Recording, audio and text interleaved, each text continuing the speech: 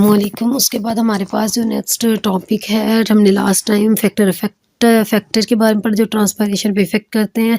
अब जो हमारे पास टॉपिक है वो transport of water in plants, हालांकि प्लांट की बॉडी में पानी किस तरह मूव करता है। ठीक है, उन्होंने कहा कि अब देखो ना, रूट्स तो प्लांट के नीचे हैं। अब पानी ने, वो इतने बड़े बड़े दरख्त होते हैं, पानी ने टिप तक जाना है, उसके ऊपर वाले पार्ट तक जाना है, पानी कैसे मूव करेगा।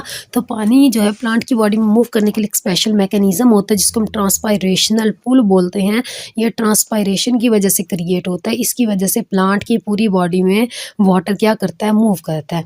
अच्छा, वो कह रहे हैं root can not push the absorb water to the leaf of plant, कि रूट्स तो पानी को अब्सॉर्ब कर रही हैं, रूट का काम ये है, लेकिन रूट उस पानी को ऊपर लीफ जो मौजूद है वहाँ तक ट्रांसपोर्ट नहीं कर सकता।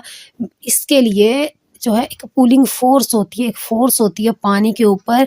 पानी के ऊपर वो फोर्स क्रिएट होती है जिसकी वजह से पानी जो है ऊपर ऊपर लीफ तक मूव करता है। वो फोर्स कब क्रिएट होती है, जब ट्रांसपायरेशन होती है लीफ की सरफेस से। अच्छा देखो ना, हम बात करते हैं, अगर ये आपका एक प्लांट है, ये उसके रूट्स हैं, ये लीव्स हैं। हमने बात की कि ट्रांसपायरेशन कहाँ से होती है, लीव्स से होती है। अब जब लीव्स से देखो, अब लीव्स से पानी ट्रांसपायर हो रहा है। जब लीव्स से ट्रांसपायर हो रहा है तो लीव्स में पानी की मिकदार क्या हो जाएगी, कम। लीव्स में पानी की मिकदार कम हो जाएगी तो स्टोम है, ये स्टेम से पानी कहाँ जाएगा, लीव्स में। अब स्टेम में तो पानी कम हो गया, लीव्स में उसने भेज दिया। अब स्टेम में पानी कम हो गया, लीव में पानी की मिकदार पूरी हो गई। तो अब रूट से कहाँ जाएंगे पानी, स्टेम में।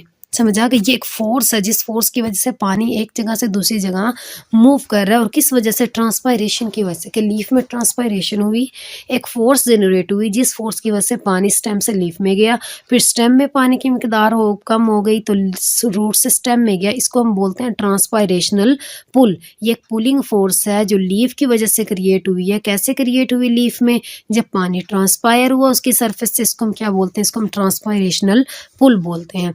अच्छा, वो कह रहे हैं जो मीजोफिल सेल्स होते हैं ना लीफ के, उसमें से पानी लूज होता है। वो मीजोफिल सेल्स मैंने आप लोगों को बताए थे कि मीजोफिल सेल्स कौन से होते हैं। ये अपर एपिडर्मिस है, इसके नीचे पेलिसेड मीजोफिल सेल्स मौजूद होते हैं जो टाइटली पैक्ड होते हैं। उसके बाद यहाँ पे स्पॉन्जी मीजोफिल सेल्स मौजूद, ये दोनों मीजोफिल सेल्स ही हैं।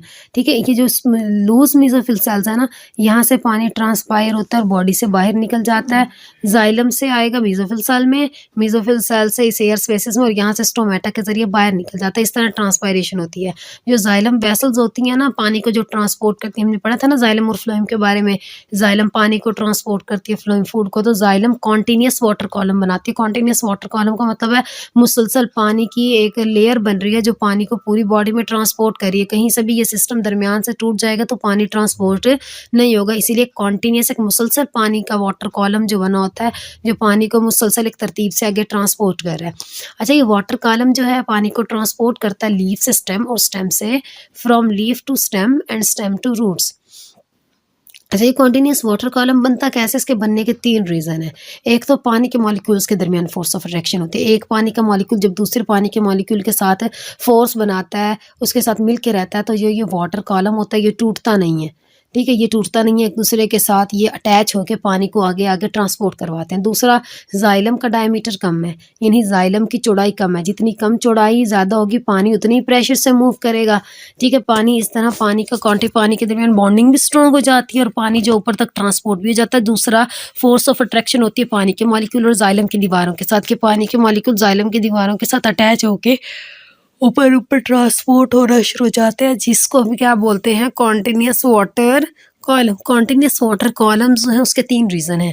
एक रीज़न है पानी के मॉलिक्यूल के साथ बॉन्डिंग, एक है पानी के मॉलिक्यूल की जाइलम की दीवारों के साथ बॉन्डिंग, एक है जाइलम की जो डायमीटर है वो बहुत ज़्यादा कम होता है, जिसकी वजह से पानी जो है ऊपर तक ट्रांसपोर्ट हो जाता है और कॉन्टिन्यूस वाटर कॉलम बनाता है। When a water molecule move up to the up by the xylem of leaf, it produce a tension। वो कह रहे हैं जब पानी जो है xylem से लीफ में जाता है, xylem से लीफ तक मूव करता है, टेंशन क्रिएट होती है जिसकी वजह से क्योंकि टेंशन कब क्रिएट होगी, जब पानी ट्रांसपायर होगा। जब पानी लीफ से ट्रांसपायर हो गया, एक टेंशन क्रिएट हो जाती है xylem के वॉल के अंदर, xylem वेसल्स के अंदर या xylem की वॉल्स के अंदर, जो पानी को मूव करवाती हैं लीफ, स्टेम्स और रूट्स तक। ठीक है, as a result entire water column is pull upward. ठीक है, देखो ना, जब हमने बात किया कि कॉन्टिन्यूस वाटर कॉलम है, तो जब लीफ से पानी मूव करेगा तो प्रेशर चेंज हो गया कि लीफ में प्रेशर कम हो गया पानी का और स्टेम में प्रेशर ज़्यादा हो गया। तो पानी हमेशा ज़्यादा से कम की तरफ मूव करता है, तो पानी जो है स्टेम से स्टेम से लीफ की तरफ मूव करेगा। अब जब स्टेम से पानी लीफ में गया तो स्टेम में प्रेशर कम हो गया और रूट में ज़्यादा हो गया, तो फिर टेंशन क्रिएट होगी जिसकी वजह से पानी जो है वो मूव करेगा रूट से स्टेम की तरफ। अच्छा, ये जो थ्योरी है ना जिसकी वजह से पानी ट्रांसपोर्ट कर रहा है, ये आपकी बुक में नहीं लिखी हुई, लेकिन पहले जो सिलेबस था उसमें इसको कोहेशन टेंशन थ्योरी बोलते थे।